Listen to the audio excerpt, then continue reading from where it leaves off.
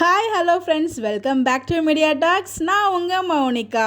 So ஞாயிற்றுக்கிழமைனாலே நம்மளுக்கு promo வரும். Promo வந்தாலே கண்டிப்பாக ட்ரெண்டிங் பண்ணிவிடுவோம். இது நம்ம வாரம் பண்ணிகிட்ருக்கோம். அந்த மாதிரி இந்த வாரமும் ட்ரெண்டிங்கில் போயிட்டுருக்கோம். ஆனால் ஒரு முக்கியமான விஷயம் என்னென்னு பார்த்தீங்கன்னா, விஜய் இல்லாமலே நம்ம ட்ரெண்டிங்கில் போயிட்டுருக்கோம். எப்பவுமே விஜயோட சீக்வன்ஸ் ஏதாச்சும் ஒரு சீன் வந்துடும், சம்டைம்ஸ் தான் வராமல் இருக்கும்.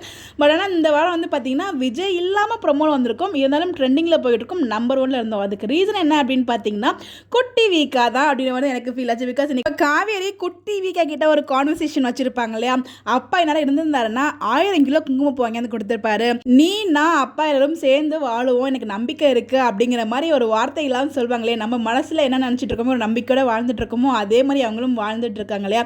ஸோ அந்த குட்டி வீக்கா கிட்ட பேசின ஒரு ரீசன் தான் ட்ரெண்டிங்கில் போயிட்டு இருக்கும் போல. ஸோ நம்ம ஃபேன்ஸ் நிறைய ட்ரெண்டிங் பண்ணிட்டு இருக்காங்க.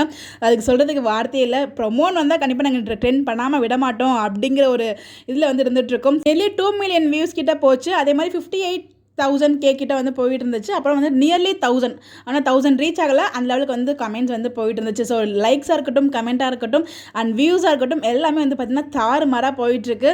ஸோ ரொம்பவே ஹாப்பியாக இருக்குது. பட் விஜய் வராது குட்டி ஒரு பக்கம் எனக்கு லைட்டாக கொஞ்சம் வலிக்க தான் செய்யுது அந்த சீனில் வராது. பட் இருந்தாலும் ட்ரெண்டிங்கில் போயிட்டுருக்கு.